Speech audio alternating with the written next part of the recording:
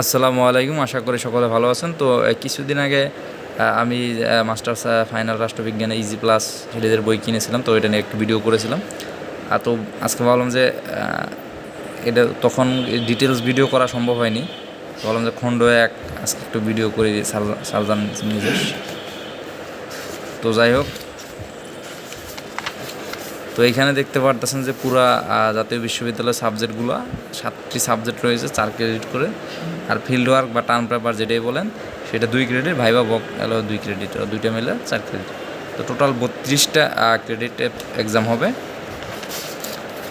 তো যাই হোক, এখন সূচিপত্রগুলো দেখি। প্রথম অধ্যায়ে রয়েছে কান্ট এবং হ্যাগেল, বৈজ্ঞানিক সমাজতন্ত্র, মার্কস ও অ্যাঞ্জেলস, ডেনিস টেলিং, মাও সিতং। তো এই প্রথম অধ্যায়টা একটু বড় আছে, তো যেহেতু এখানে অনেক ডিটেলস দেওয়া আছে।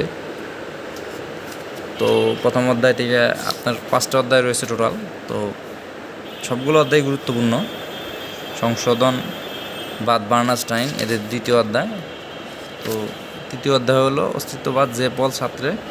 চতুর্থ অধ্যায় হলো রাসেল কাউটিস্কি, সিমেন দ্য বেবিয়ার। তো আর পঞ্চম অধ্যায় হচ্ছে সাম্প্রতিক প্রবণতা, গণতন্ত্র, সমাজতন্ত্র, উদার আধুনিকতা বাদ। যেহেতু দেখা যাচ্ছে না, তো এখানে অতি সংক্ষিপ্ত এবং রচনামূলক। তো তিনটা স্টেপস। তো সেই ক্ষেত্রে আপনারা চেষ্টা করবেন যে সবগুলোই ভালো করে পড়ার জন্য, আর বেসিক ক্লিয়ার করার জন্য আর কি। আর এখানে দলীয় রাজনীতি নিয়ে আলাদা আমি কিছু কথা বলবো, কারণ বাংলাদেশের জাতীয় বিশ্ববিদ্যালয়ের সিলেবাস আপ টু ডেট না, যথেষ্ট আপ টু ডেট করার দরকার রয়েছে। কারণ এখানে আমি ভেবেছিলাম যে এখানে বাংলাদেশের বিভিন্ন দল সম্পর্কে জানতে পারবো, তো তো সেখানে আগের সিলেবাসটা দিয়ে রাখছে, তো নতুন কোনো আপডেট নেই। তো এটা নিয়ে আলাদা একটা ডিটেলস ভিডিও করব। তো এখানে আপনার অনেক এক্সাম দেওয়া মানে এক্সারসাইজ দেওয়া রয়েছে, অতি সংক্ষিপ্ত। তো আপনারা করবেন কি, এখানে মোটামুটি পড়বেন, পড়ে বোর্ডেরগুলো ভালো করে এক্সারসাইজ করবেন, তাহলেই মোটামুটি আপনার কভার হয়ে যাবে। তো যেহেতু আমাদের সময় কম, পড়াশোনার সব কিছুর সময় আছে, পড়াশোনার জন্য কোনো সময় নেই, তো সেই ক্ষেত্রে ভালো করে পড়তে হবে। আর মাস্টার্সে 2 ধরনের শ্রেণীর লোকেরা পড়ে, একটা অনার্স করে যারা মাস্টার্স করতেছে, আর একটা প্রিলিমিনারি করে মাস্টার্স করতেছে। তো প্রিলিমিনারি করে যারা মাস্টার্স করতেছে তাদের ক্ষেত্রে হয়তো অনেক ম্যাক্সিমাম চাকরির ক্ষেত্রে প্রথম শ্রেণীটা মার্কস করা হয়, মানে চাওয়া হয় আর কি। আর যারা অনার্স করেছেন বা মাস্টার্স করতেছেন তাদের ক্ষেত্রে দ্বিতীয় শ্রেণী যাওয়া হয়। তো সেই ক্ষেত্রে একটু চাপ রয়েছে। তো এটা নিয়ে আমি অনেক আগে ভিডিও করেছিলাম চ্যানেলে। তো এই ভলিউমে টোটাল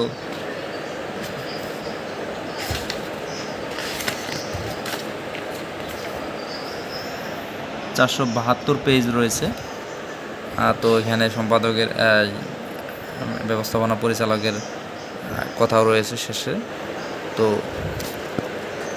যাই হোক, এটা বাজেট অনুযায়ী ঠিক আছে, এবং এখানে যে আলোচনাগুলো করা রয়েছে মোটামুটি আপনারা চেষ্টা করবেন যে হিন্টস অনেকে আছে, আমরা হিন্টস পড়ি, শুধু যে হিন্টসগুলো এগুলো পড়ি প্রশ্নের, এগুলো মুখস্থ করি, ভিতরে পড়ার খুব একটা আমরা গভীরে যাই না। তাও সেই ক্ষেত্রে নাম্বার কম পাওয়ার সম্ভাবনা কিন্তু রয়েছে। দেখেন বিভিন্ন সাল, বিভিন্ন ঘটনা, বিভিন্ন ব্যাখ্যা বিস্তারিত দেওয়া।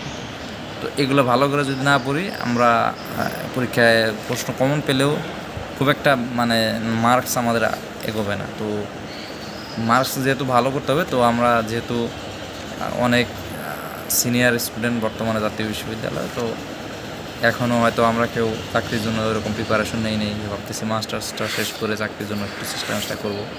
তো তাদেরকে বলবো যে ভাই, একাডেমিক মোটামুটি একটা ভালো রেজাল্ট খুবই দরকার, কারণ চাকরির ক্ষেত্রে অনেক, যেহেতু ন্যাশনাল ইউনিভার্সিটিতে আমরা পড়ি, ন্যাশনাল ইউনিভার্সিটির মান অন্যান্য বিশ্ববিদ্যালয়ের মতো না, কিছুটা কম বা চাকরির ক্ষেত্রে। তো সেই ক্ষেত্রে আমাদের একটু সিজিপিএটা একটু ভালো করলে মোটামুটি কিছুটা করা যাওয়ার সম্ভাবনা রয়েছে। তো সকলে পড়তে থাকেন, যারা বই কিনেছেন আর কিনেন নাই তারাও কিনে ফেলেন বই।